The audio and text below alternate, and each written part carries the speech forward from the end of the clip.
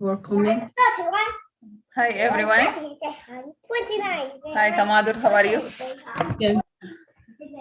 So basically I have just one comment for Sarah about her eye contact. Yes. Yeah, I was feeling that, yeah, you are a little bit distracted or you are looking for, somewhere else. Yeah, I know through Zoom it is a little bit difficult to concentrate at one side, but yeah, we have to try it though. Yeah, okay. Thank you.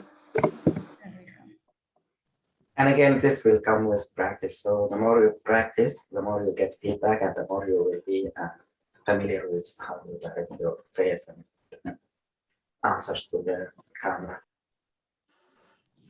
So it is very good to know our mistakes before we have our interview. So we go and fix it. So, Abu Zar, you can go ahead. Assalamu alaikum. Thank Alaikum you, Sarah, and thank you, everyone. You was great and you did great, and I think you will be great at interview. I have a question. So if they ask you, tell me about yourself, how long time do you take to express yourself? Like 1 minute, 2 minutes, 5 minutes, or there is no time limits? It is open questions. So I need an answer for this question. Thank you.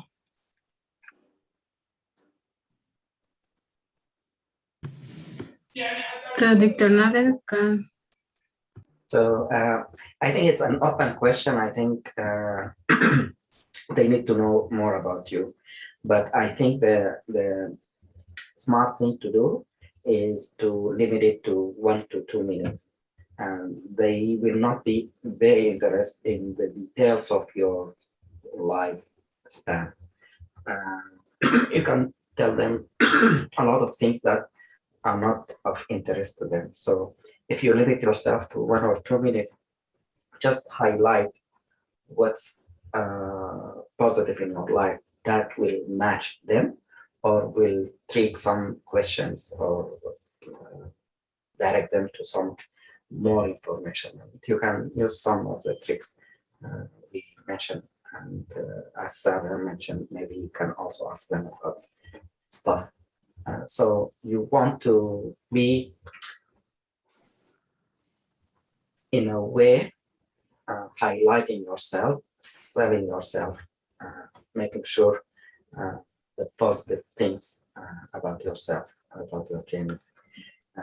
In that, you can, at the end, you can highlight some of their things, like as Sarah mentioned, you can mention about your clinical, your background, and then your last part about the interest in research, and you join this program in Michigan State University, and you are working on some great projects, and you are planning to submit this for publication. And at the end, you can ask them about their research programs, how they are doing with research in their programs, things like that. So within 1 or 2 minutes, I recommend that. If you want to do it longer, that's an option, but I don't recommend that. So yeah, it is 1 to 2 minutes. Okay. It is longer. Okay, thank you, Dr. Nader. And I also have comments for Sarah. I think it is better not to mention when you're starting residency and you discover that this is not your passion and you are not passionate about it. That might impact negative, because they think that, okay, you're starting a residency before and you discover that that is not your passion and you left it. So you might left our program as well. So it is better not to mention it. That is my opinion. I don't know others' opinions. So what do you think, guys, about that? I do agree. Yeah, I agree with you. Okay. All right. Thank you so much. Thank you, Dr. Abouzer. Mohammed Tijani, you're raising your hand, right?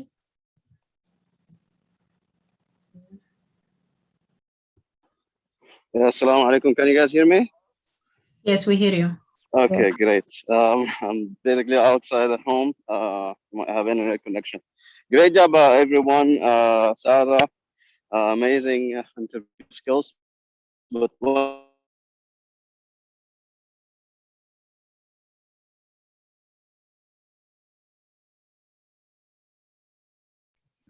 you is, We cannot hear to you. share a story about the course, about a case. Can you hear me now? Yes. Okay. You get a chance to tell about a case that you've seen before. I myself, I'm not a big fan of psychiatry, so I'm not familiar with everything, but I think that was your great chance to show them what you got. You didn't use the technicality, you didn't give details about the case. I myself was wondering at the end of your interview, if this is a bipolar, is it what kind of mental issue, what was going on? So I think it's kind of a great chance to shine up in this chance at this time. You guys agree with me? Thank you.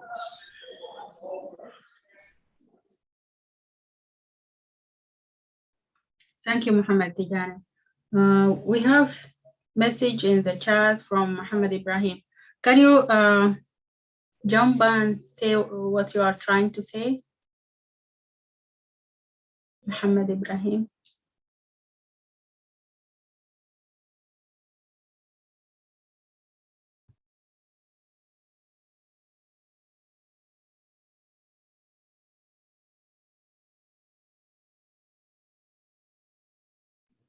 Okay, so he's messaging.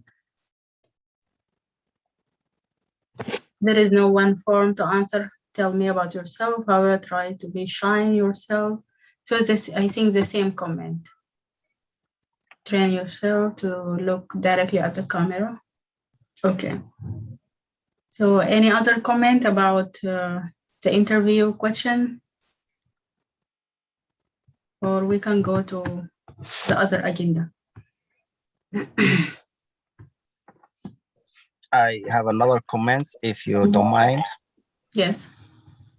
Yes, there's two famous questions, interview questions. You didn't ask Sarah about them, like what are your weaknesses and what are your strengths? Yeah, we should ask this question and practice them as well.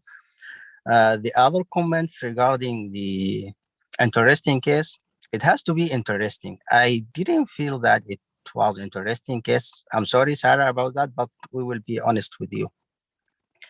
Interesting, something that we don't do in regular basis or daily, that a psychiatric patient with psychiatric symptoms giving haloperidol or something, that is the normal work of psychiatric or the usual day-to-day work in psychiatric. So interesting, that should be something interesting, something unique. You don't have it every day. That is my comment regarding the interesting case that you discussed, Sarah. And I'm sorry if my opinion or I don't agree with you, but yeah, if anybody has any comment regarding this interesting case, he can jump in. Thank you, Sarah, and thank you, everybody. Thank you, Abuzer, about your comment. And don't be sorry. Like I mean, everyone want comment about to improve, and there is a chance to improve. Yes, it's Right? okay. Yeah. I don't have any issue with like practice and rehearsal. It's okay. You did great, yeah. So let us go for the second agenda. Dr. Mazin and Dr. Khalafallah will be presenting about tips for interview. Let us start with Mazin. Are you ready? Assalamu alaikum, everyone. Wa alaikum assalam.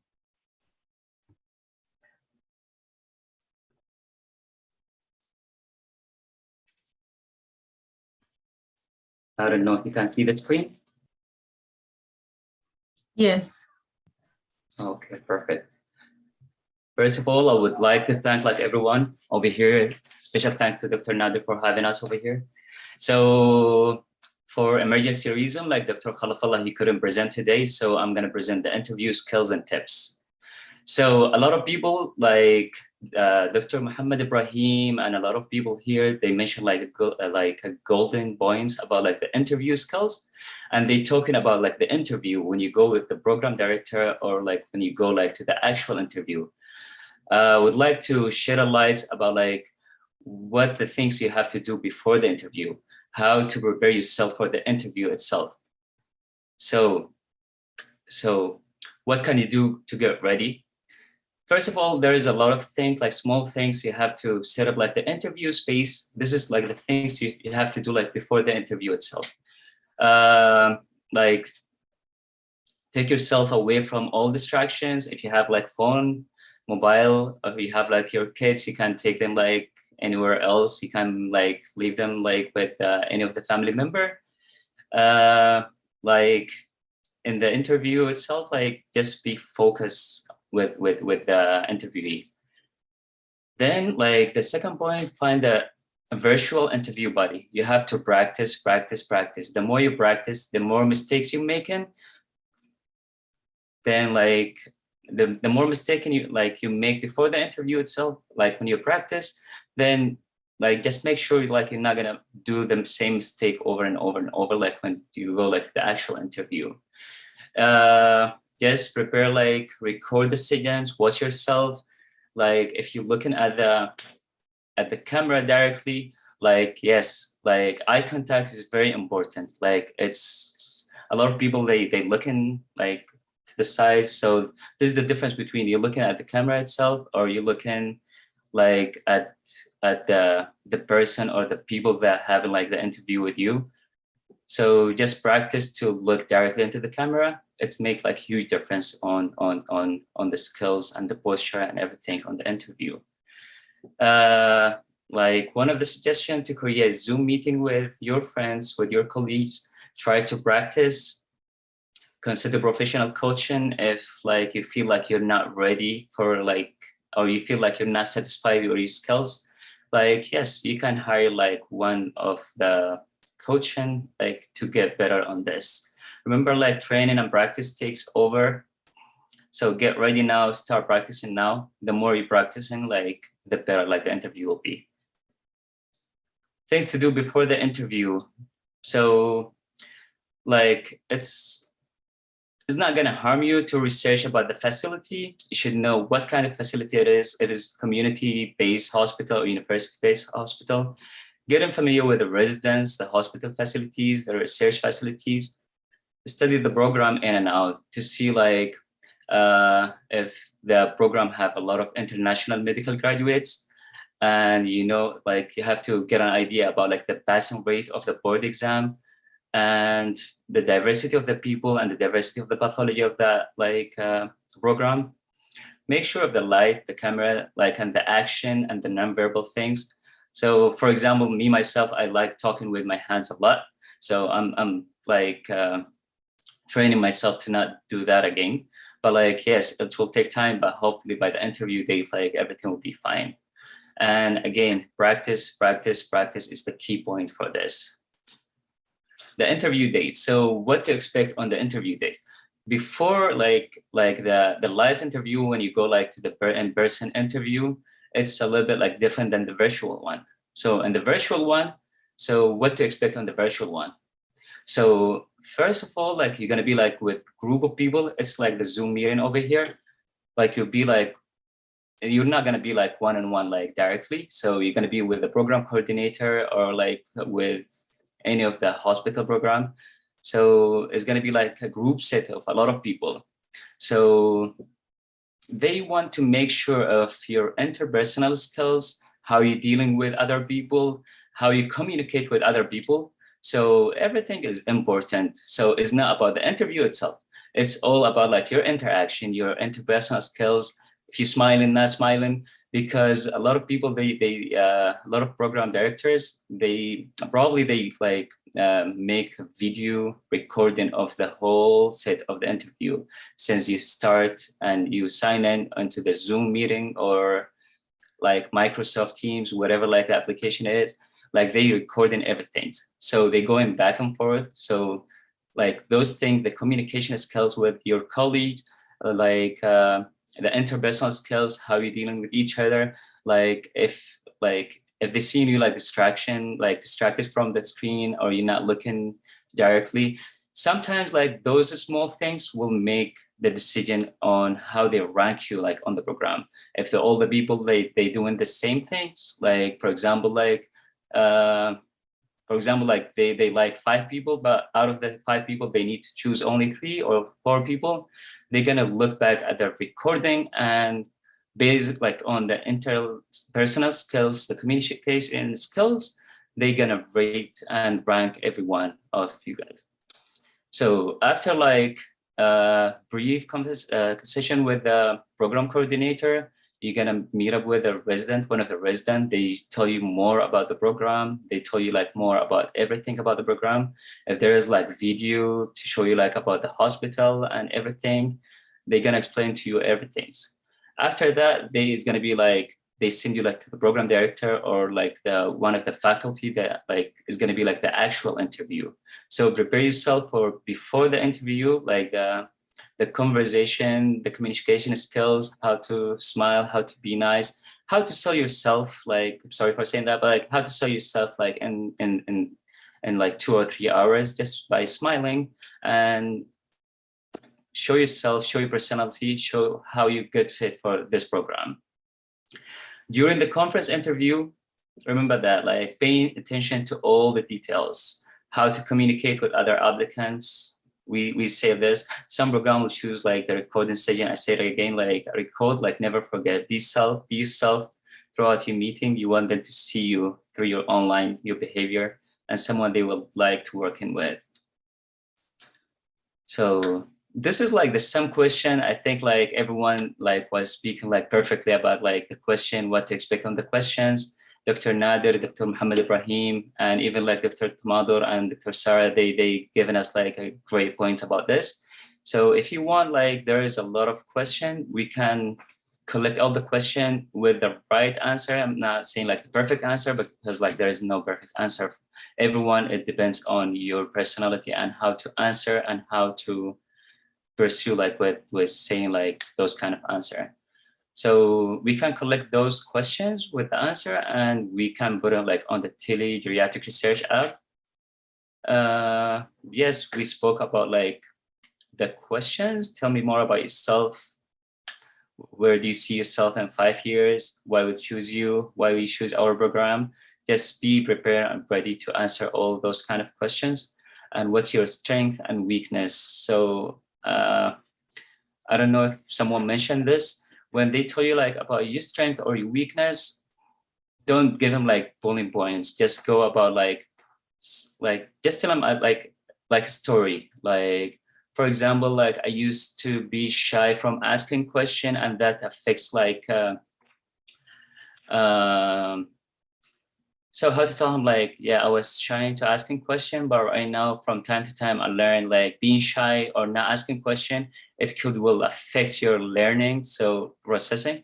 So like just ask question, get in at like don't be shy, ask your question, and that's the way. By asking, this is the best way like to learn. So for example, over here, like I'm just giving like one of the example of the weakness. Don't say like my weakness like I'm not good with it, like deadline. I'm not. Just tell them about a story and how you improve this like weakness to be like one of your strengths, basically. Question to ask the interviewer, like after like you finish with the interview, like the program director will offer you like if you want to ask him any question or something like that. So there is like, I just mentioned over here, like there is 2 ways to ask the same question. So for example, worst example to ask question, how often we'll meet with our mentor? We can say like a better way, I really like your commitment to the individual coaching and mentoring. What shape do these mentoring sessions typically take, and how frequently? So even like the same question, you can ask it like with a good way or a bad way. Yes, always try to be professional about asking that question, and you'll be good, inshallah. The other question, the other example, there is like to The worst one, do you sponsor social activity for your residents? The better way, on your website, just show them like you're interesting, like that you went like online and you research for the program, and you know like the activities that like, yes, by you saying like on your website, you emphasize the importance of work-life balance for residents. What are some of activities and events do you as a team? This is like better like way to ask the same question.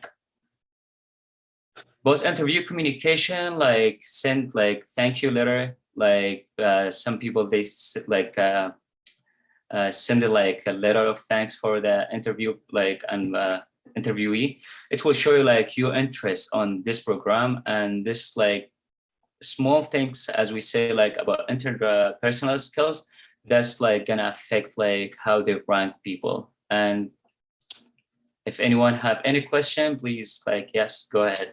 And thank you and good luck for everyone, inshallah.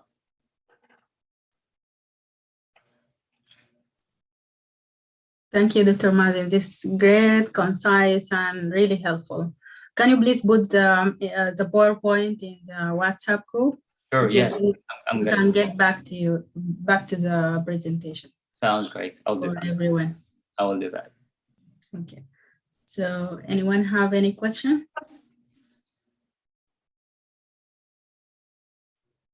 Abdul Mahmoud, you're raising your hand, right? Oh, yes. Okay. First, thank you, Dr. Mazin, for this great presentation, and just you kind of give us great tips. So I can just add in a little bit to that. So I think it's kind of important to make sure when you have a virtual interview, just to make sure the virtual background. So you have to make sure just it's kind of reflected your personality, the lights, how everything is set up. If you're hanging anything in the wall, you make sure it's kind of just give them something that about your personality. And thank you. Thank you, Dr. Mahmoud, for this. Anyone have like want to add? I think it is a great idea to put something behind us, show them that we are, I don't know what, like something motivated. You can lead them like to ask you more about it and open Yeah. conversation. Yes.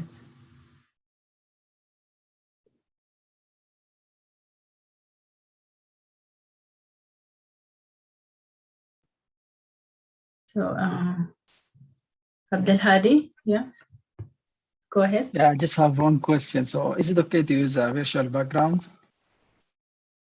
for interviews?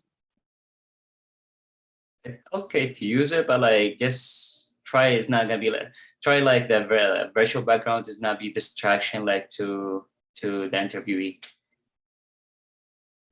If you have like a solid things or like black backgrounds or green background, just start like to stay away from anything will distract like the program director or like whoever like interview you.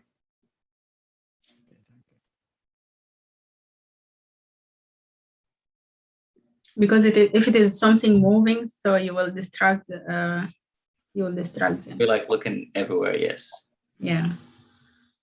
Okay. If there is no any question, so we can go for.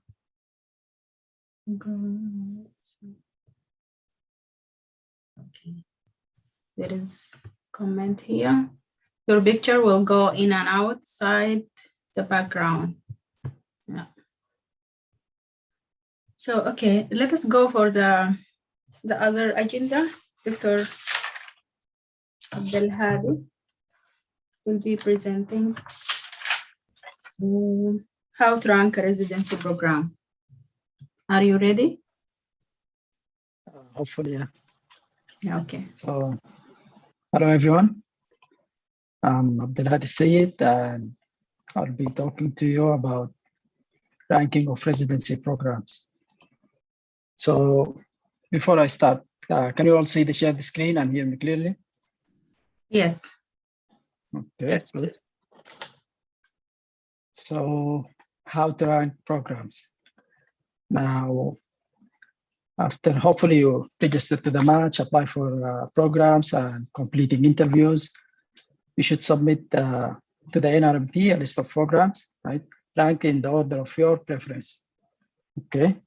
At the same time, programs or program directors will submit their list of applicants, again ranked in their order of preference, and again with whom they have interviewed and wish to train. Okay. So NRMP will place applicants into residency and fellowship programs using a mathematical algorithm. And in fact, research on this algorithm was the basis for the awarding of the 2012 Nobel Prize in Economic Sciences. Okay. So important dates for March calendars. The upcoming date, important date is January 31st, which is the standard registration to the NRMP deadline. What it means is that you can still register to the NRMP after this deadline, but you have to pay extra fees. Okay. And then comes the February 1st, where the ranking will open, and March 2nd, the ranking or the list will close, or this is the deadline for ranking of the list. And of course, after 2 weeks from that, the match results will be there. Okay. So things you need to know about the ranking. First and most importantly, you have to create your rank order list in order of your true preference and not where you think you will match. Now, what does that mean?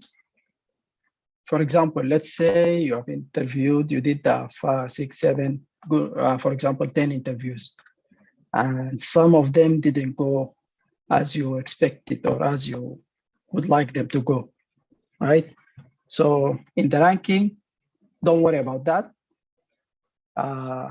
Just try to put the hospitals or the programs where you wish to train first, and yeah, and then the second, and in that order. And don't worry about the possibility or the what do you call it, or the expectations from the match results. Okay. And the second thing is that you have to rank only the programs where you are sure you want to train, right? And this is a bit difficult here. If there is limited interviews, then you still have to train somewhere, right? So you can put the rest of the programs. And if you are sure you do not want to train in such programs, for example, if they're toxic or anything, then you can put them away from your list, right? And again, do not rank programs based on where you think you will match, okay? And the last thing is that programs do not rank candidates they have not interviewed. So don't bother yourself to put such programs, right? Now the steps for NRMP registration and ranking, after completion of the interviews, you have to register for the NRMP. You can even register before that, but for registration, you'll go to the nrmp.org website, right? And you start the registration process. You will be asked to provide some basic information, for example, the name, date of birth, your USMLE score, AMC ID, and SFMG ID, right? So after that comes the payment, of course, and yeah, then you are registered. Now there are a few tips here. So it's better to use the same name where you are registered for an NRMP match that you used in the AMC ERAS or in the SFMG, so that program directors can correctly identify you for the rank or the list, okay? Another good tip is that you can log back to the ERAS and update your profile with an NRMP ID to make it easier for program directors to identify you for the placement in their program's rank order lists, okay? Now, let's come to the ranking of the programs, right? So after you did multiple or hopefully many interviews, then comes the ranking, right?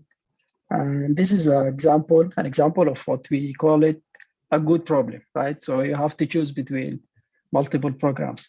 And the basis of that should be on the curriculum of the program, for example, if it fits your needs and your expectations, the location of the program, if it's in an expensive area, for example, versus an area where you could save some money if you need that, or if you have to do that, for example. Another example will be if there are some people you know in this area or this location, some friends or family members, this will be important. You will need them because the residency environment will be tough and you could use some support, right? Another thing is the electives of the program. Will that be helpful for you in the future or not? And will the program have fellowship opportunities or the fellowship rate of the residents? Yeah, you have to keep all of that in mind. Plus the work environment. For example, if the program is good or the residents are happy with their program, or in comparison with toxic programs, if I can say that, where they, for example, I remember one program having suicide among the residents. So yeah, you have sometimes you can avoid such programs because this is a red flag, right? And yeah, there are other factors as well. So make sure you put in all these factors and compare with compare programs, all right? So now let's take a look at what programs look for in a resident, right? Or how do they rank their residents? So the first and most important thing is the interview, or as Dr. Mazin just mentioned. So how did the interview go? And what was, how was the interview? What was the marks for this interview? For example, if they put a scoring system for each resident or for each interviewer, for example, they will give him from 1 to 5, right? And they will rank their candidates based on that. Then comes the scores, of course, and the step 3, if you did the step 3 exam, and the research involvement, if the candidate is involved in researches such as what we are doing right now, hopefully, and the visa status. This can be favor some candidates compared to others. And then the post-interview contact. Again, as Dr. Mazi mentioned, you want to make sure that there is some sort of a contact, a thank you letter, then a reply from the program, and then you send them something just to keep the conversation going on and just to make sure that they keep you in their heads, right? And then the LORs, the leadership and commitment, and et cetera, et cetera. So all of these factors can be or can help the programs rank their candidates, okay? Finally, you have some additional information. So to be eligible to participate in the match, the Nrmp requires IMGs to be ECFMG certified by the deadline of the rank order list, okay? So Nrmp will partner with ECFMG to verify the eligibility of its applicants. And they will do that by conducting weekly data exchanges to verify if an applicant has met the requirements. And once the applicant met the requirements, they are eligible to participate in the match. And that's all I have for today. So thank you very much, everyone, and good luck. Do you have any questions or anything to add?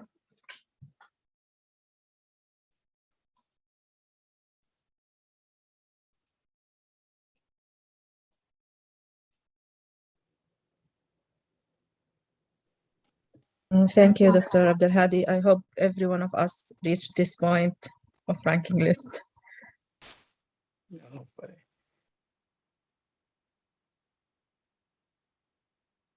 Thank you, Dr. Abdelhadi. I have a comment, one comment.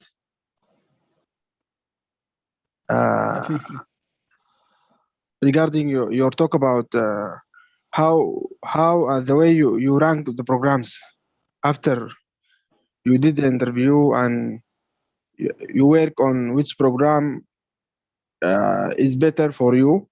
You rank them in order of your preference. You said this, and that's true because I know that the system, the RRR3 system, works in favor of the applicant, not in favor of the programs. He sees that your ranking, if the first ranking program, the first program you rank in your rank order list, the system will see if it the program you're ranking also ranks you, then you match. If not, he then look at the second choice you rank. If the program ranks you high, then you will match, and so on. So the system works in the favor of the applicants. So I think you are right by saying that you should rank in order of your preference, not in the program you think you will match. Thank you, Dr. And thank you. Thank you very much. So yeah, the algorithm is really good. So make sure you put your preferences as Dr. Kharafallah mentioned, and hopefully all of us will match. Thank you. Good luck, everyone, and we hope we have a good number of interviews, and hopefully we match this year. So, there is any question or addition?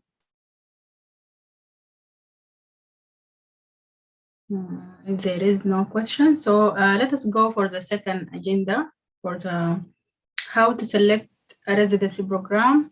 Dr. Iman, are you ready? Yes. Yep. Yeah, let me just share my screen. All right, can you guys let me know if you can see it, please? Can you see my screen? Yes. Okay, perfect. I don't really have presentation points. 3 slides to just sort of help me talk through it. Great internet. Right, so the way I wanted to go about this and divide this was what I like to call pre-screening, screening, and then applying. Now, let's just move on directly to the pre-screening.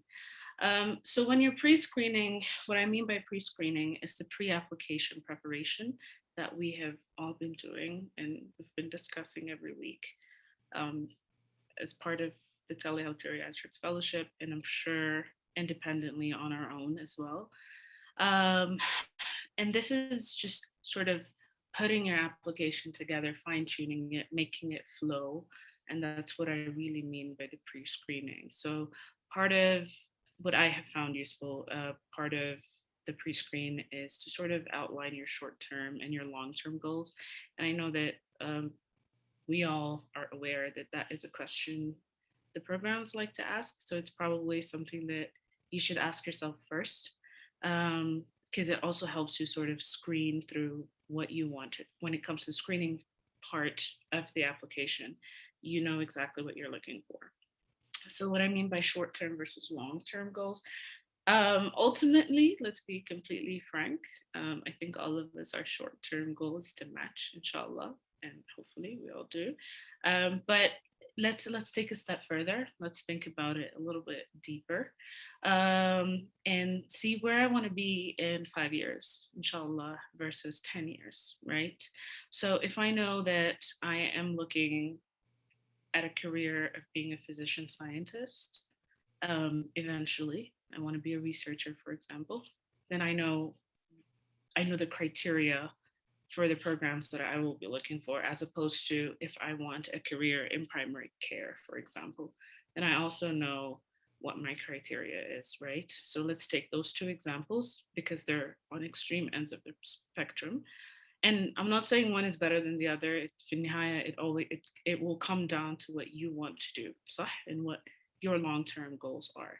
So if I want a career in, let's say, primary care pediatrics versus a physician scientist career, then I know that with my physician scientist career, I'm going to look at programs that are academically very strong, that are university affiliated, that have X number of publications per year, that have NIH grants so on and so forth. Primary care, if I'm looking at serving community at some point, then I know that a community-based hospital will work just great, and so on and so forth. So that's what I mean by short-term versus long-term. And then the next step, so once you've sort of figured out, okay, this is what I want to do for now, besides match, and this is what I want to do eventually, you then align your goals with a sort of applicant versus program, meaning that, again, I just sort of indirectly spoke about it. If I know that I'm going into PCP versus a physician scientist, then I just need to align. So for example, and this is from someone, a true story, someone who did not match because they interviewed at a community hospital, and when he was asked what his long-term goals were, he said, oh, I want to make breakthrough research, so on and so forth. And that's what I mean by aligning of goals. If the program you're applying to does not have a strong, for example, again, research, or let's say you want to go into specifics of immunology or so on and so forth, then it makes no sense for you to mention that during your interviews or during your pre-screening. The third thing that I have come to realize is very important is to figure out what you can change versus what you cannot change. So we all have something in our application that you cannot. So for example, we can't change graduation year. We can't change attempts, right? You can't change interruption in study. There are things that are set in stone that no matter what we do cannot change. We cannot change. But that's not the end of the line. I don't think that anyone should, I don't think that should be something that should bring people down. All that really means is, well, you know, we have to work on the other aspects of our application to sort of not distract, but take away from the things that you cannot change. So that is a very important point of just being realistic and being like, okay, so this is my application. I graduated X number of years. I have X scores or X attempts. I have X number of, interruption in my study. But just as you are being realistic, you also have to be realistic about your strengths, because I genuinely believe that every single one of us has something to bring to the table, right? And it's a matter of getting the programs to see that, hey, I'm an awesome candidate. You just need to give me a chance. So be realistic about your strengths without being arrogant, and also know what you can work on. We're still in the pre-screening process. And then there are other considerations that I sometimes like to refer to as the first world problems, which I probably shouldn't, but for example, location. Right. So if you've noticed, and if you know any AMGs, they sort of say, I don't want to apply to Colorado because it's cold, right? Or I don't want to go to the Midwest because X, Y, and Z. I don't know, and please correct me if I'm wrong, I don't know if IMGs have the same luxury of location and perks, which is why I say other considerations. I do know that when we're going, inshallah, each and every single one of us from residency to fellowship, those will be things we need to consider. But for now, I don't know. Correct me if I'm wrong, but I don't see it. If you have family in a certain location, people who need you, they need your support, so on and so forth, that's different. But I'm talking in terms of weather and outdoor activities and so on and so forth. Another consideration, personally, I don't put too high on my list is quality of faculty. And hear me out. The reason I don't put it too high on my list, it's very difficult to know to properly gauge the quality of faculty, right? So, for example, Michigan State University, very strong program in many different things. Let's say I want to do pediatrics in Michigan State program or university. on paper, it would look great, but how are you really going to gauge? Oh man, place the emerald. You know what? I never did place the emerald. Oh yeah, there it is. What emerald has been placed? Okay. All right, so that's the pre-screening, guys. So let's move on to the screening.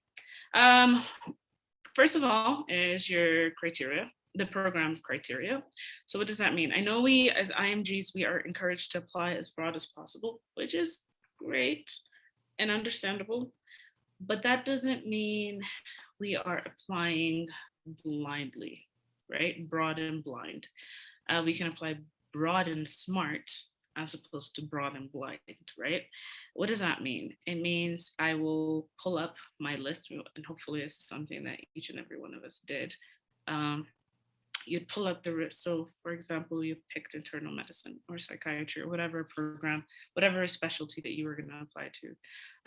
I'd pull up my list on Eras and take the time to look at every single program. You know, there's the link when you click right on Eras on each program, there's a link that sends you to their webpage. Go through it, browse. It's time consuming, but again, I'm assuming that we did that before the application. Take the time to read their webpage. Look at their criteria. So for example, if I am a graduate from X number of years, and this program clearly states as a hard rule, they do not consider applications that are more than 1 year old, for example. And there are programs like that. Unless you know someone in that program, unless you have a connection to that program, applying to a program like that is almost a guaranteed waste of money, right? So look at their criteria, look at what they're looking for. Look at their hard rules, look at their exclusion criteria, and based on that, sort of tailor your application. By applying broad, it means I'm going to apply to California, I'm going to apply to, for example, Michigan, New York, the East Coast, South. That's applying broadly, but that doesn't mean I'm going to apply to every single program on the list. So look at the criteria, so it's just not a waste of money. The second thing you would look at are your connections, which are, we know how important that is, right? Do you have a connection in that specific program? And this sort of overlaps with the application process in the sense that this is part of your screening program. So for example, I know that HMC does not take, does not sponsor visas if you need visa sponsoring. But I also know someone in it that has a good say, who can put in a good word, even though I don't meet the criteria they need. It's very reasonable, I think, to apply to a program like that. And just knowing that after application, is there someone that I can talk to once I apply? Just, you know, give them a heads up like, hey, I applied to your program, and you know, basically, you don't say it outright, or you maybe you do. I don't know. This depends on you completely. And then that becomes a consideration.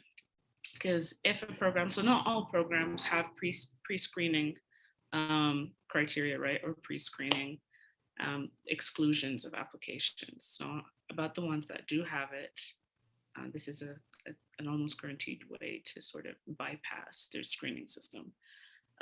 Speaking to residents and faculty if applicable. The good thing is I feel just like Dr. Nader is doing with this fellowship, a lot of people have been basically showing up for other people. So speak to people, speak to connections, be like, okay, what's this program like? So it was really interesting that I was listening to a lecture by a Sudanese doctor who was saying that some programs are toxic, right? And this is something you need to put into consideration. Like, do I want to spend 3 years or 4 years or 5 years, depending on whatever I'm applying to, in a program where my mental health is truly going to suffer or not? So these are all, I feel like we downplay it, and sometimes our aim is to match so bad that we forget about other aspects. And this is purely an opinion, so you can completely ignore it. And then comes the application. There's not much here. As you went through the pre-screening, process and then the screening process, and now you're just applying. The timing of the application is very important. I have recently found out that, yeah, it's really important.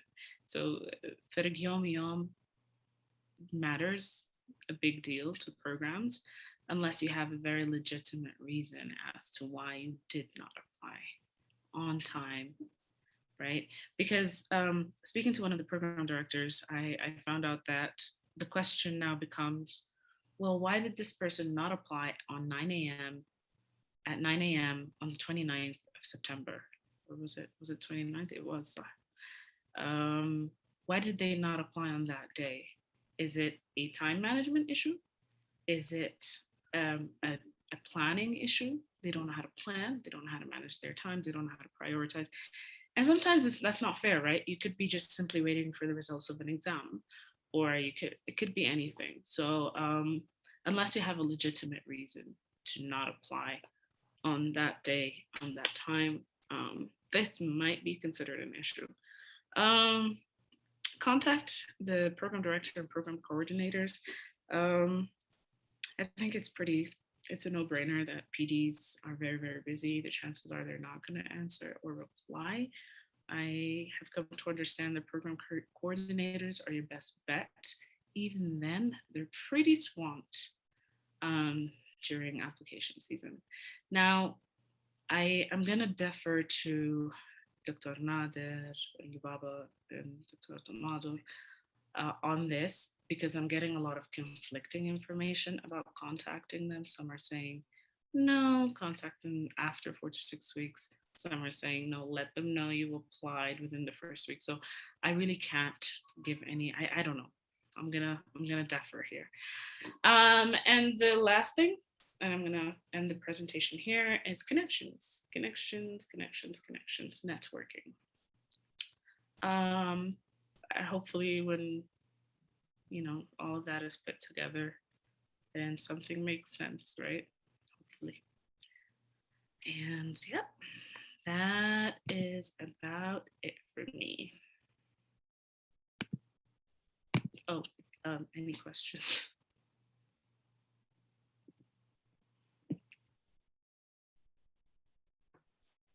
Thank you, Dr. Iman, for the great presentation.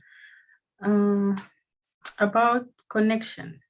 Yeah. Maybe this is the question. Okay. How to find connection?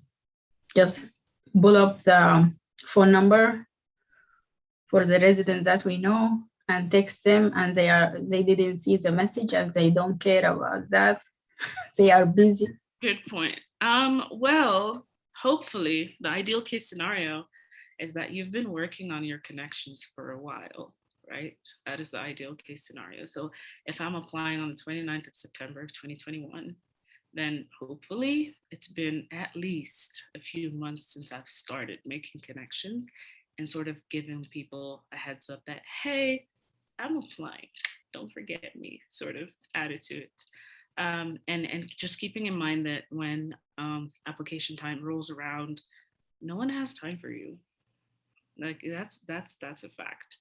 And if they ignore you, they're not really ignoring you. They're just really, really swamped. And we know that application season is all hands on deck, right? And keep in mind that, for example, Dr. Tomadur, if you're my connection to a specific program, then the chances are there are 10 other people who also told you that, hey, I'm applying, yeah, kind of thing. And so that is also something you need to consider. The earlier you tell your connections, the better. I have personally never tried the random text to someone I don't know, but if someone did, let me know if that works, please. And yeah, we know residency life is so busy. Yeah, we know that. About connections, connecting the program, I think I hear from someone say mid of October, something like that, because now it is not a good time. Mid of October, if you applied September 1st, or in our case, because now mid of October is only 2 weeks since the application. Yeah.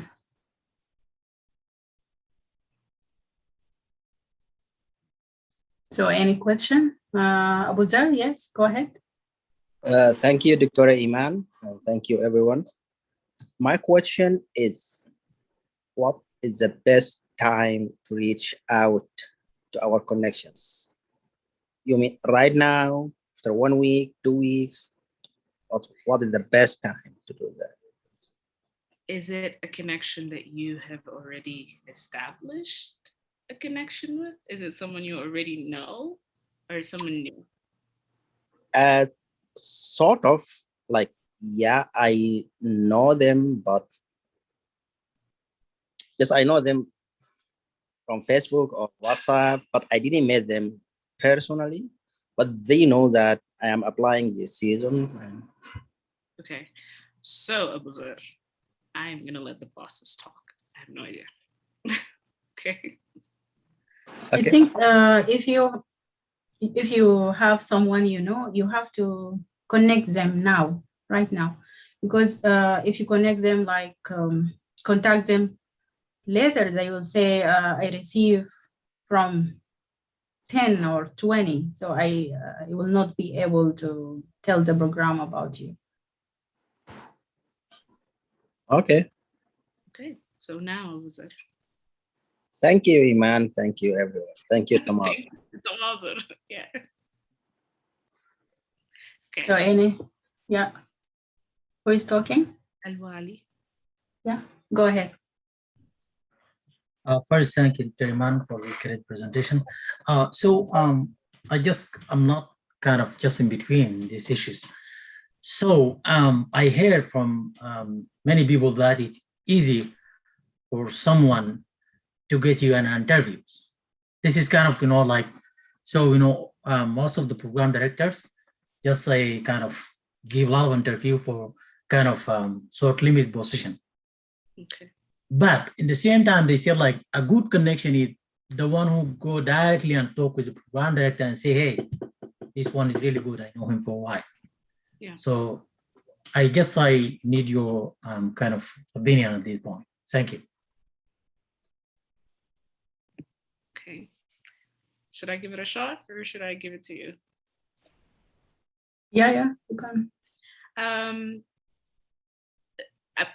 Again, please correct me, Dr. Nader, Tamador. But from what I am seeing is obviously if someone is in a position where they can advocate for you. So I guess Wali is what you're saying is a person who can really push for you, who can really advocate. That's amazing. That's always something that we want, right? Someone who can go to the PD and be like, you need this person. But from what I saw is that not everyone can do that, and not everyone is in a position to do that, right? Which is why they say, مثلا, if, for example, I'm aiming to join, I don't know, let's say Harvard or Massachusetts General. So when you're doing research, part of the reason why you go a year before the application is to sort of establish that connection for people who can basically advocate for you, put their hand down and be like, this is the person you want. But I think to expect it of everyone and of every connection is not realistic. Not because, oh my God, they're evil and they don't want to help us, but they just can't sometimes. So I don't know, Dr. Nader and Dr. Tamador, what you think? Can you please, Dr. Nader, give us your opinion? First of all, thank you so much, Dr. Iman and Dr. Abdul Hadi and Dr. Mazen for the great presentation, tips, and excellent point. Thank you for sharing and presenting. The question of connection and how they can help you, I think it's very important, as Dr. Iman mentioned, and the timing is also important. So if you have someone, try to contact them as soon as possible now, today, if you can. The reason is they may have a chance to highlight your name to the program director. I want to share with you when I was resident in my second year, when I became third year, the program director here, she was asking all of us to see if we have any recommendations, like if we have people that we can recommend for the program. So sometimes some program director, they will seek the help from current residents, especially senior residents, if they know good applicants. So for you guys, if you know any current residents, seniors, or fellows in programs, that's a good option for you to contact them. Whether or not they are able to communicate with the program director, or the program directors are open for suggestions, I'm not sure, but you try to give it your best. So from my experience, yes, it works, and in other experience as well. So from other applicants. So try it. Thank you. Thank you, Dr. Nader. Muhannad? I think it's Muhammad Tijani. Muhammad has his mic unmuted, but it's Muhammad Tijani.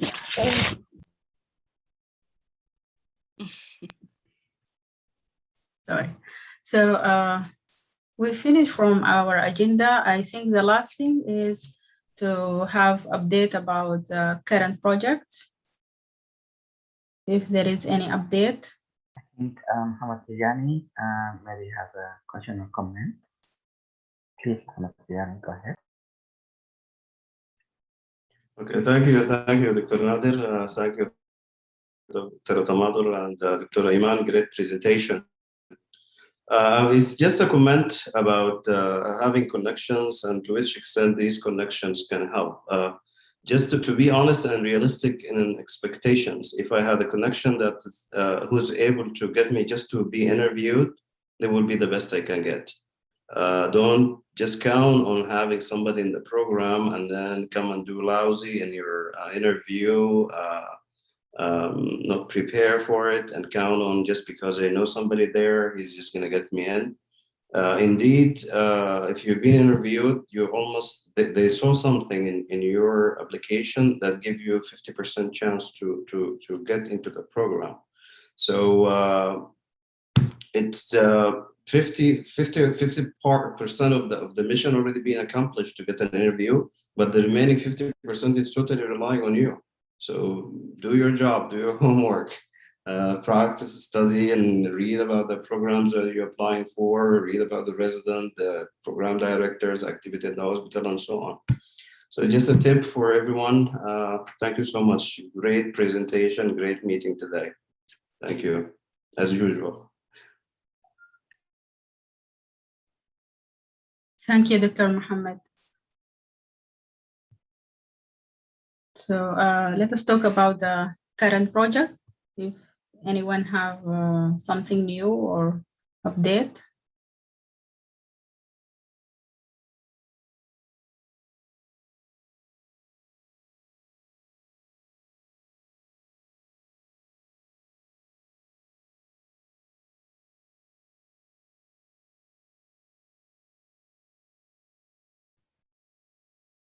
So any addition, any questions?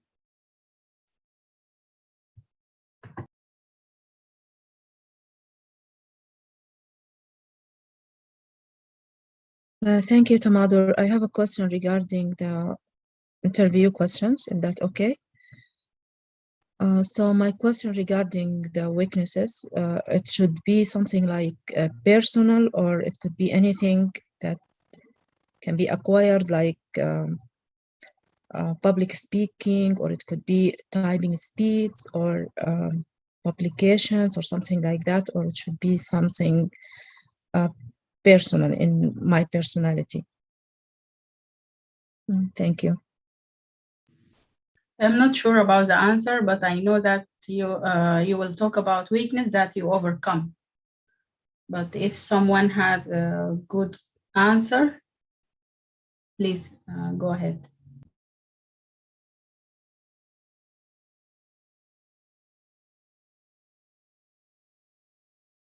Can I jump in on this one?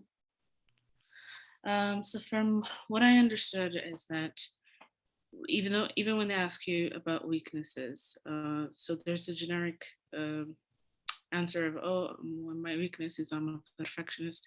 They don't want to hear that.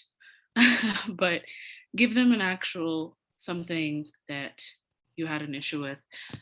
But again, they also don't want to hear a weakness as much as they want to hear what you learned from it and what you and how you overcame it. So that's really what they want to know. Do you learn from your mistakes or not? So for example, in pediatrics, something that I really struggle with is I relate a little too much to my patients. So I take their death, for example, really hard. So this can be one of my weakness. They don't want to hear that. They don't want to hear that, oh my God, I cry with every baby and I'm not going to be able to do my job, right? So instead, what they want to hear is, I've learned to detach, to be able to do my job. How did I learn how to detach? That maybe I need to take a step back, maybe I need to breathe and find a way to, I don't know, de-stress over the weekend. I go hiking, for example. That's a, an unrealistic answer, but that's what they want, I think, to hear more than your actual weaknesses. Thank you, Dr. Iman. I think Hiba, yeah, you can go ahead.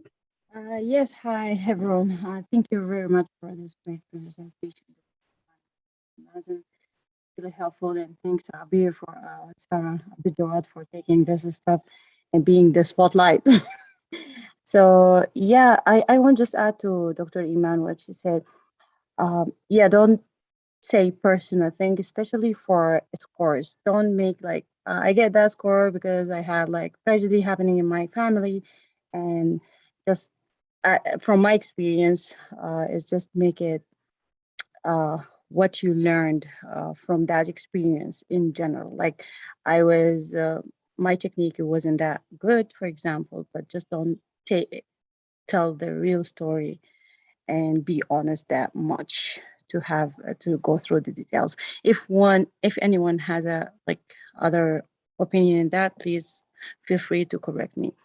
So the other thing is just I know all of us we going through a very stressful period, so it's very important to take care of our mental health to just perform very well.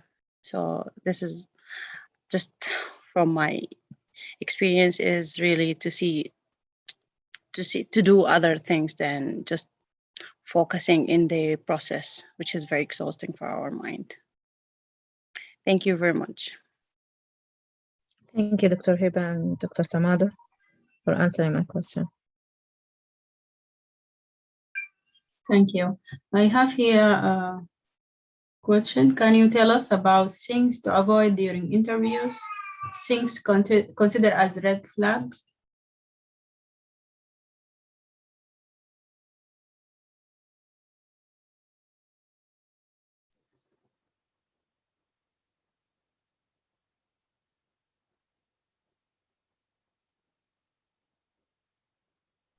If anyone have a good answer, please jump. Can I try to answer this question? Yes, please. As I have heard and learned, don't ask personal questions, even if the interviewer try to ask you, make it unprofessional. You have to be professional and don't ask a personal question like family, age, education, something like that to a person who interview you. And also be away from asking questions like the work hour and the salary, the benefit in the area, yeah, something like that. We should be professional and ask questions. Really, we want to know to connect to that program, not just randomly ask questions without any meaning. Thank you. Thank you, Abir. Abu Zar? Yes. Yes, I can add something to this point. So never ever underestimate any other specialty or program or city or anything.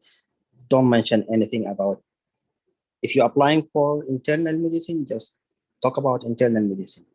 Don't underestimate pediatric or family medicine or whatsoever. The other thing, try not to mention your red flags.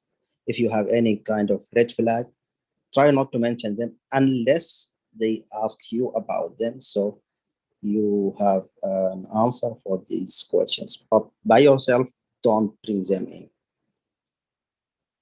If you agree with me, that's I wanted to add them. Thank you, guys. Good point of Dr. Abuzer.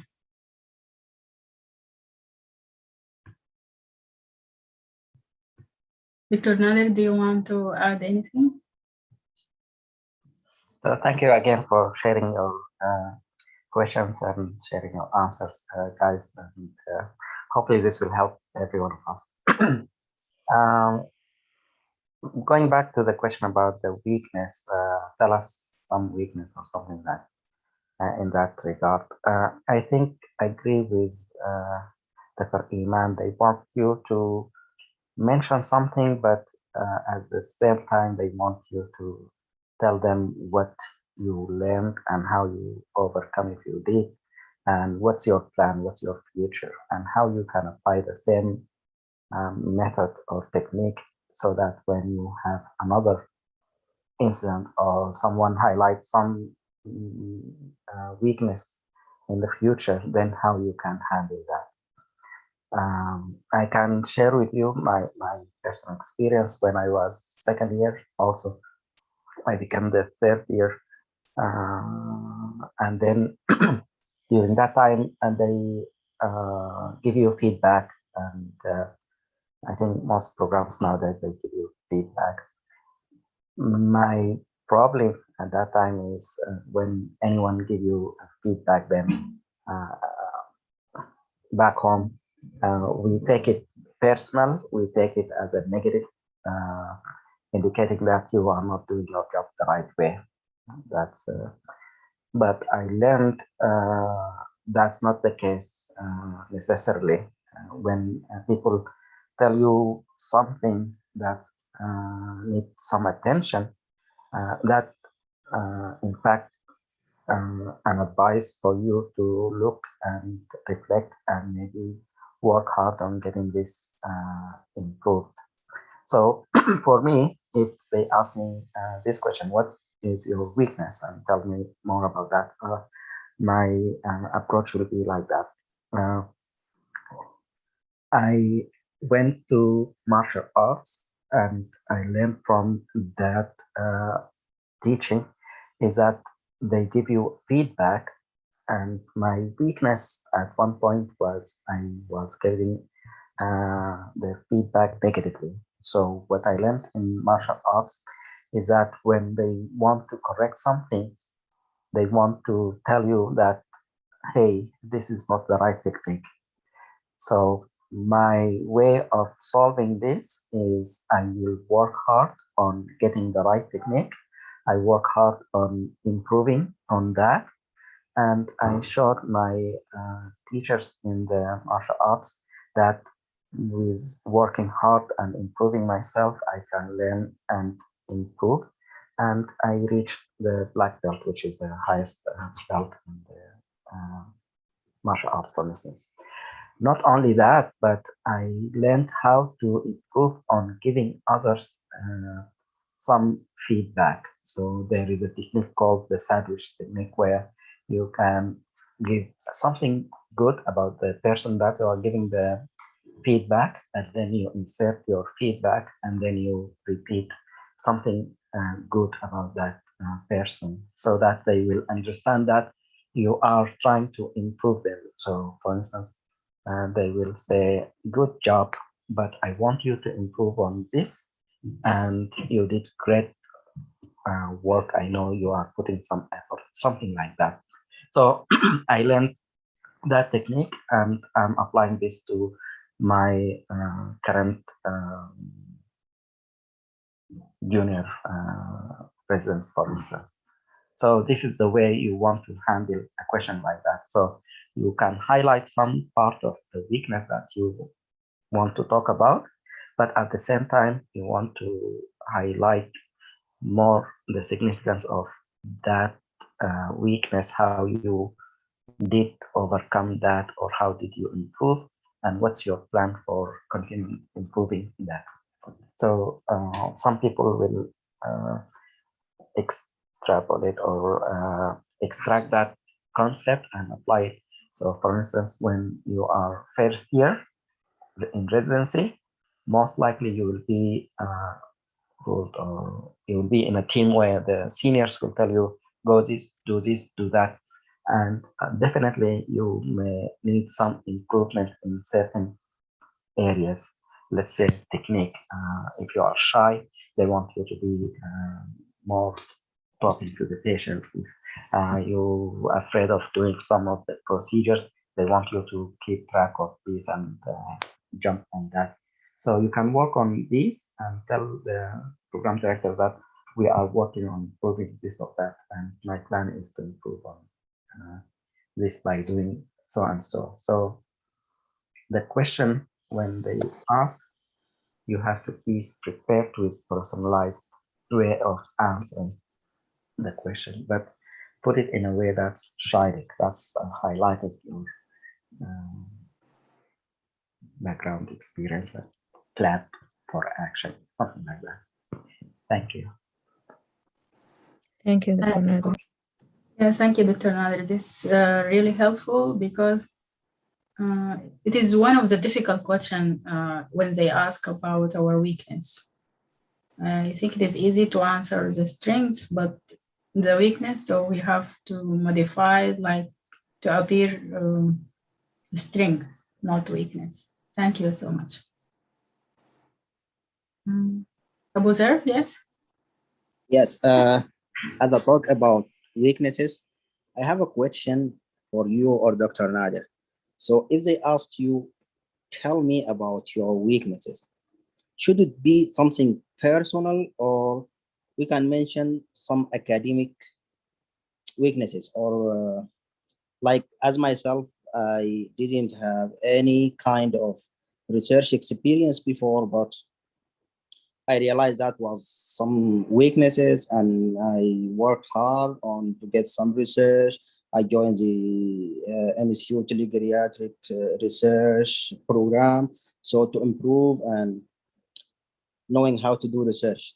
Or it has to be just personal. Don't mention anything regarding your educational or academic weaknesses.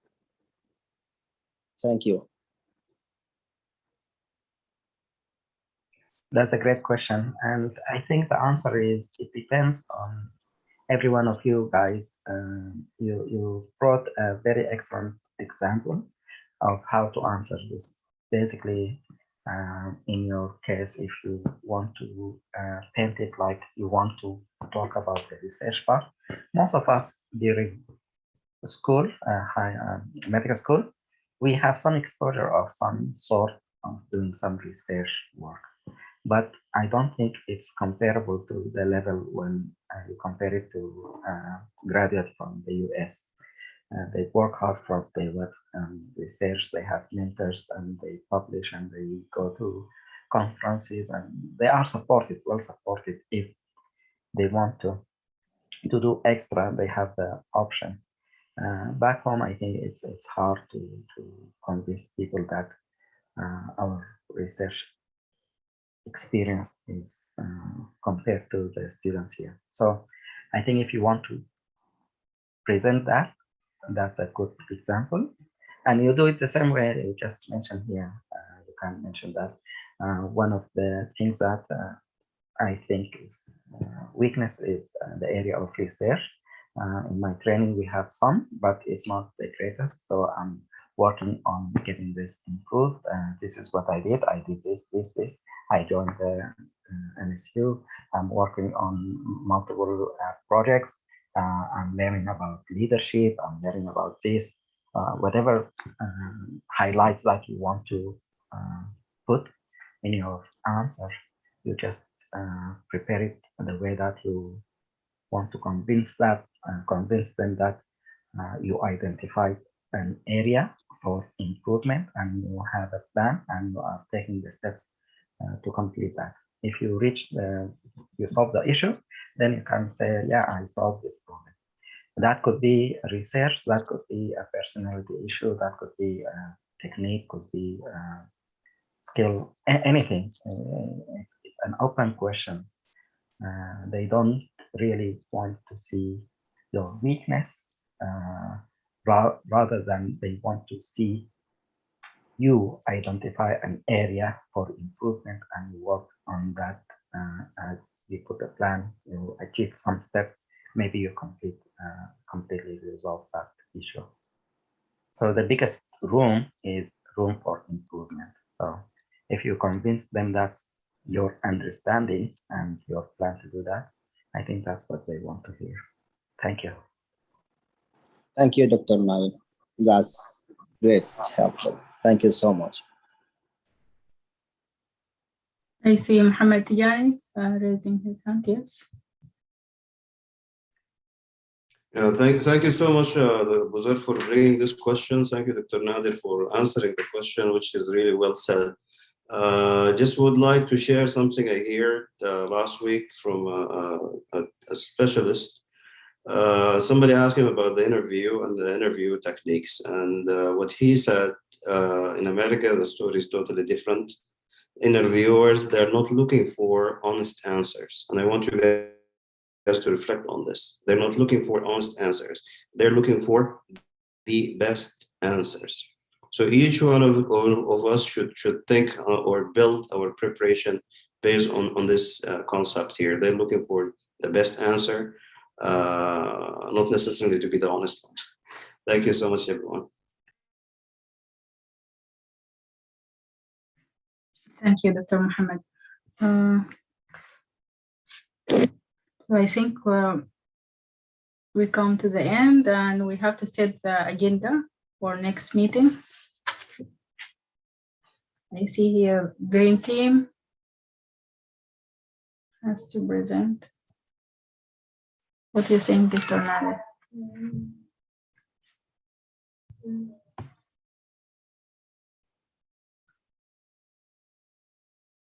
You are muted.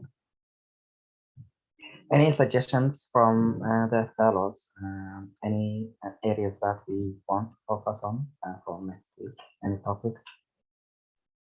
I think we can do another mock interview. It's really helpful.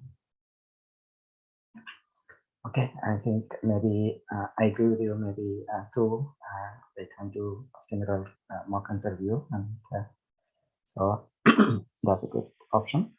Any other suggestions?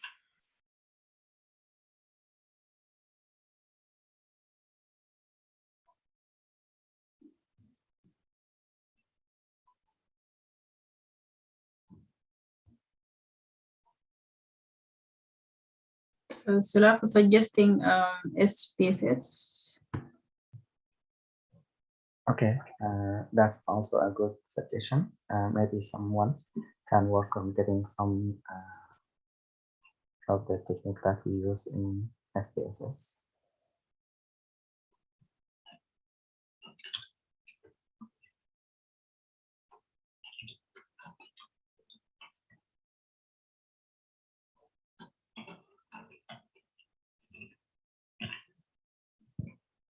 Any other suggestions or areas? So we can talk about one article. Let's bring some article and then maybe people can look at how that article came out as far as, let's look at the background, what they think about that problem, let's say, and how they select the methods, and then how they carried out this method, something like that, analyze how a well-written article might be.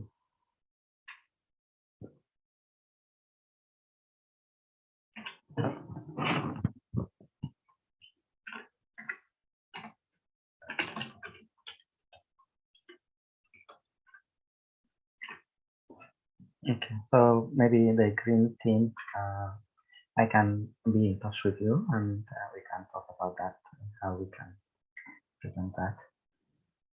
Anything else that will need to be addressed next week?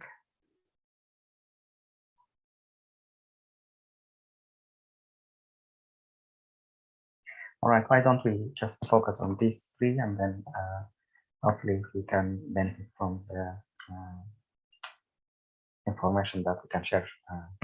So any updates about the, I know Krupa, you were working on some submission and other people as well. So maybe you can just update us with a couple of lines. If you have a minute. Yes, Dr. Nader, we submitted the 3 suicide abstracts and then they got back because we had used some words saying commit, and they said that they are trying to stay away from criminalizing suicide. So I basically corrected and removed all of those words and wrote died by suicide. And then I sent it back to them. So I haven't heard back from them. As far as homicide, we have the data, but the data analysis, I think that we did it incorrectly. And so we'll have to redo it. But I think that this month I'm in like a time crunch. So if someone else can lead the project, then I think it will be better. Anyone in the group or other fellows, if someone is interested taking care of that part?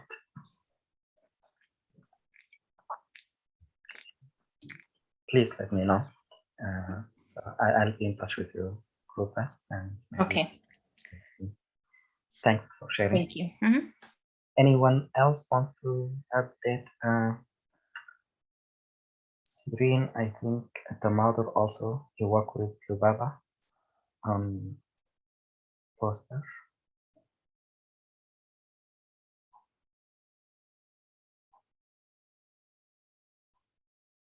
Dina, go ahead.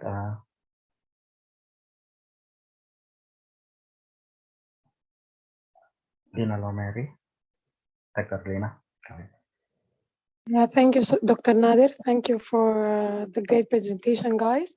I just want to update you about our poster, Music and Aging. Today, Lina Al-Ata submitted it, the final poster for the AMA Research Challenge. And after getting feedbacks from you, Dr. Nader.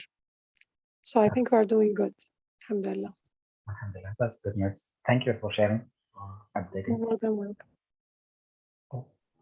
So me and Azza and Sirin, we have to prepare the video and we will meet today about that. But we have an issue to register. So if you don't mind, the three of you can just stay after the meeting, if you have a minute. After this meeting, we can work on them together. Yes. Thank you. Anyone else want to update us with any other information? I know Dr. Isman sent me a question about starting the pain and pain management assessment in nursing homes. So I'm working on getting this all together. I thought it's a very simple, straightforward comparison of the information that we have from previous poster data collected, but it seems like we are missing some information. So I'll be in touch with you guys who is interested in this point about the pain management. Anything else? Anyone else wants to update or have question about projects or? All right, so work hard on getting your applications and hopefully we will hear good news about interviews, and I wish you all the best. Thank you everyone for joining the meeting, and thank you for your effort, your hard work, and I wish you all the best. Have a great day. Thanks, and bye, everyone. Thank you so You too. much. Thank you, Dr. Nader. Thank you, everyone, and Thank you. have a great day. Thank you, everyone. Thank you, everyone. Thank you, Dr. Nader. Thank you so Dr. much. Nader, thank you for everyone. Thank you. Thank you. Thank you, Thank everyone. you, Dr. Nadir. Thank you. Dr. Nader, Assalamu alaikum.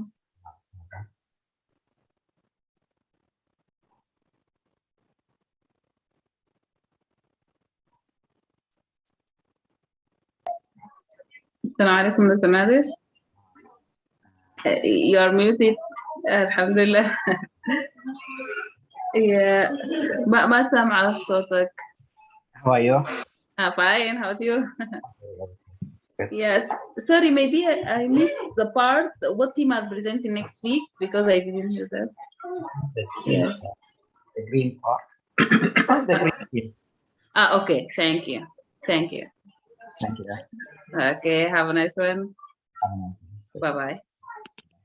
Dr. Nader, sorry for that question. I just would like to see if the recommendation letter you wrote for me, is it can fit to apply for psychiatry or just for internal medicine and family? Did you ask me specifically for psychiatry? No, I just mentioned internal medicine and family medicine. And So most likely I wrote a general just for family and internal. so it could be work for psychiatry or? If you want, can you ask or can you request specific one for psychiatry and will make that change? Okay, so that's, thank you very much. That's helpful. Appreciate it. Bye-bye. Bye, everyone. Thanks, bye.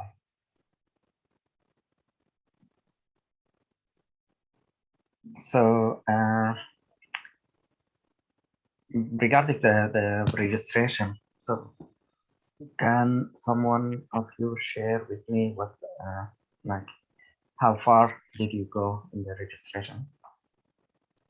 Yes, we started by doing the membership first of all. So in order to register for the actual event, we have to have an active membership. We did the membership as a student, and after that, we have to register in order to be able to participate as a presenter or as a but the thing that we found that we have to pay a fees, it's about $150 for the registration fees, and we couldn't find a way around this. That's why we don't know how to proceed. Can you show me? Can someone share the screen and let's work on this together? Yeah, let me try.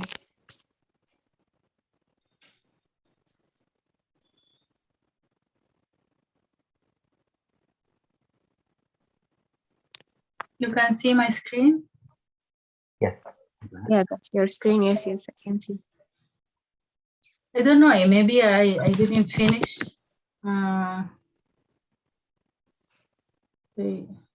Something wrong. So maybe Azza, you can share your screen.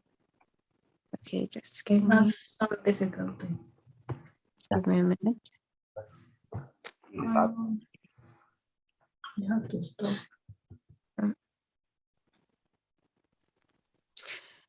If you want to make sure that you are a member, there is a member portal or something like that. Just type your name. Okay. Oh, I'm not sharing my screen. Wait. I have to stop sharing, but yeah, I found it. Did you? Can you see my screen, guys? If you can share. Yes. No. No? No. Okay, just let me try again. Share screen. Screen. Stop.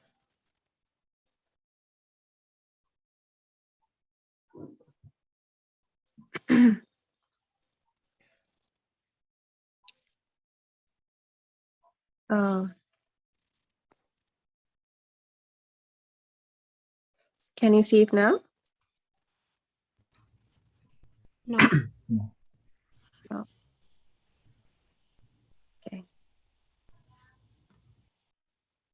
Maybe because I'm working with my phone, so that's why.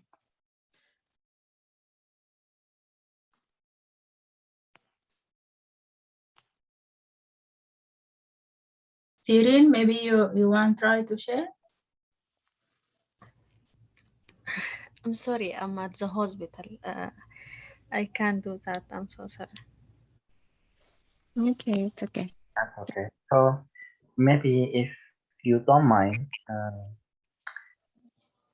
if you have that username, can you email it to me? Is it your email or just different Sure. username? You can just email all of you your Okay. The username and the password. send me a text with the password. So on my phone, Okay. send me a text with the password for you guys, so that I can try just put your name and the password. I will try to log in and see if I can help you from my end here. Sorry, but I think like we can see Azza's screen right now. Oh, you can see the screen? Okay. Yeah, right now we can see it. Okay. Just let me try again. Okay. Can you see it? Yeah, we can see it right now.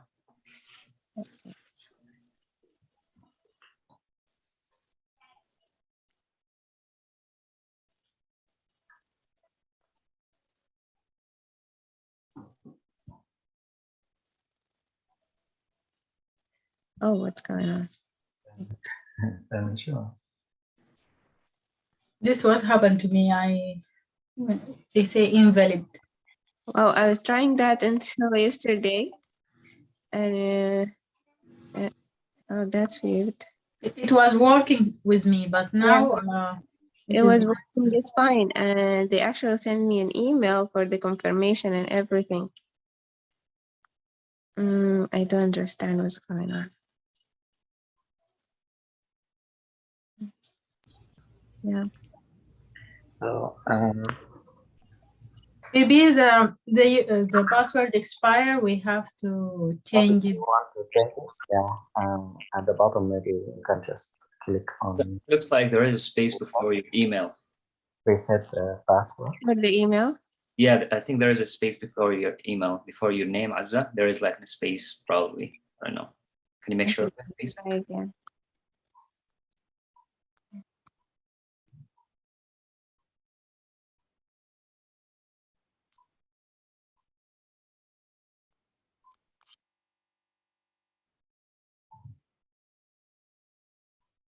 Okay, now there is no space. No, sorry. Go down below login. Below login, forget password. Forget the password. Okay. So you enter your email again, then reset. Okay. So check your email and see if it's working. And Tomato, if you can do the same, or anyone else who can access. And we can meanwhile Dr. Nader, do you think that one presenter, two presenters, or what do you think the number of presenters should be, and how many people should be in the Q&A session? We have to look at the instructions. They want the video, but I'm not sure how long was it? 3 minutes? So there is a limit. They want a maximum, I think, 6-minute video. So yes, 2 people might be a good option, or 3 even. So this is what they did. Michigan State students, they were either 2 or 3. So one will be presenting the first part, the background, and one will go over the section in the middle. Let's say. I'm sorry, Dr. Nadir. I think I logged in now. You logged? Okay. Yeah. Can you stop? Okay. I stopped sharing, yeah, already. Okay. So I think you can do, if you are 5 people or 6, maybe 3 will present, will do the video. So one the first part, one the conclusion, and one take the middle section. You want to practice on doing this and then create a video, same like what we are doing now. And then the other 2 or 3, the rest they can attend as like presenters during the meeting to answer questions if there is any questions in the Q&A at the time of the actual. Okay. Do you want to do that? Okay, yeah. People, I think 3 people might be for the presentation might be like too much for the screen. Maybe you can do it, two people. So one part will be yours. And the other one in the Q&A, Yeah, or 2 or other 2 or 3 in the Q&A. I think you can do that, yes. But okay. Okay. So you can decide between you guys who will. Yeah. Yes, definitely. And one more thing is the deadline. I looked into the website and the deadline of uploading the video is October 18. Okay. Lubaba mentioned in the email that the deadline is tomorrow, is Monday, October 4th. And I'm not sure. Let's look at the instruction. Maybe I can help you. Yep.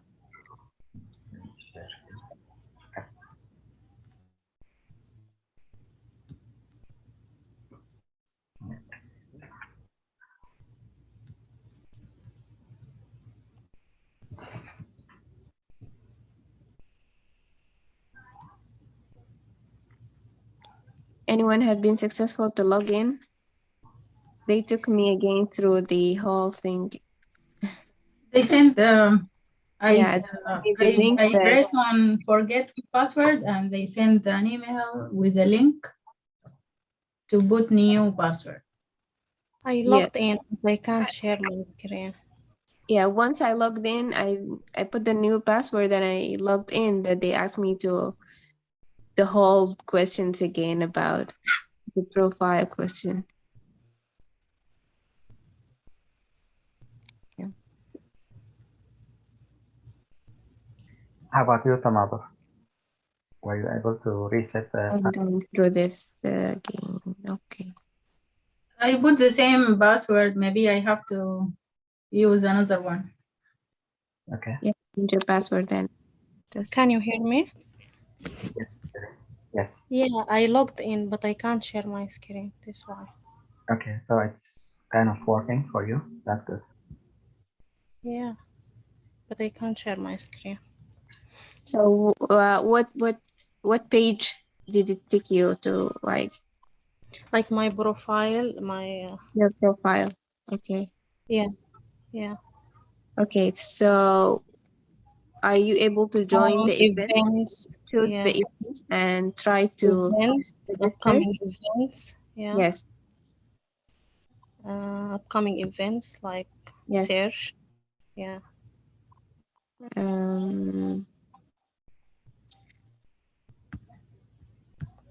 Show filter. It's like 49th annual, right? 49th. Yes, it is the 2021 annual meeting registration, the 49th annual meeting. Okay, 49th. Register here. It's a big blue thing. Okay, when you register. You say register. And it will take you to the tickets part. I can share my screen if you guys don't mind. I shared it. Can you see it? Okay, you did? Okay, let me see. Yes. Okay. I think they just want to verify this again. Just click save and go to the events.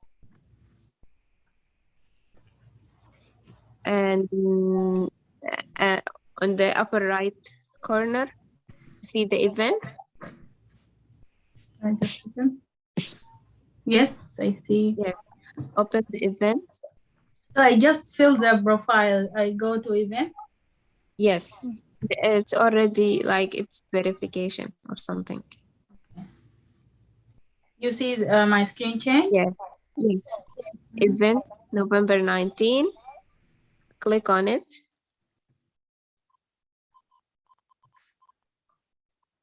Okay, good.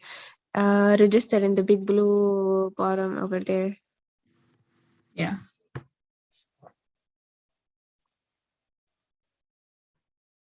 Okay, that's the option that we got, and I got the same thing too. All right, Madan.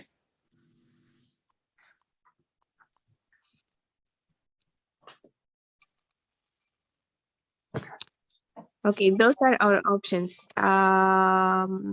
Physician, student, fellow, resident.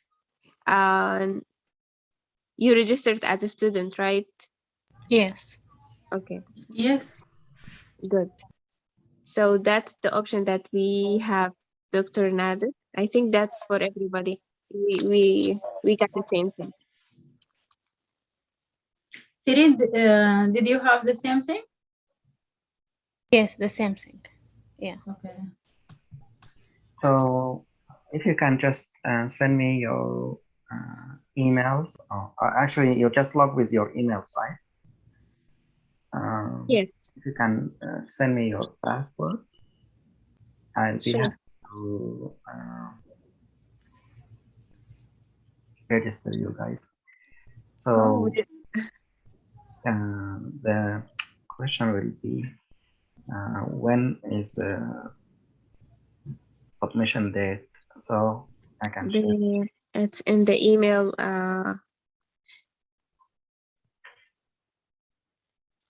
So in their email they sent, they mentioned that create your poster, give the instructions, the dimensions. It's in the email actually.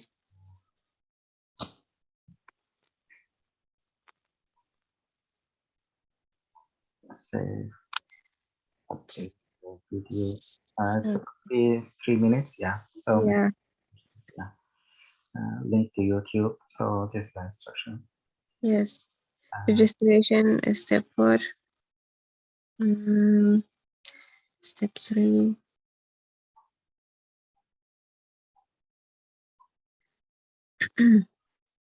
I want to look at the date.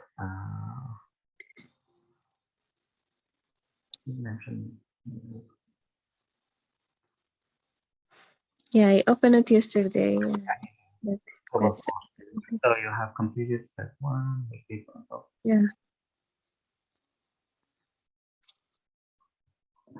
So these steps we need to finish by tomorrow, Monday. Yes. Okay. Then the video we can upload on. They didn't have a time, right? Video. So they mean Monday for the registration. Yeah. But I thought they have maybe another email. They mentioned the time. I'll look that up. So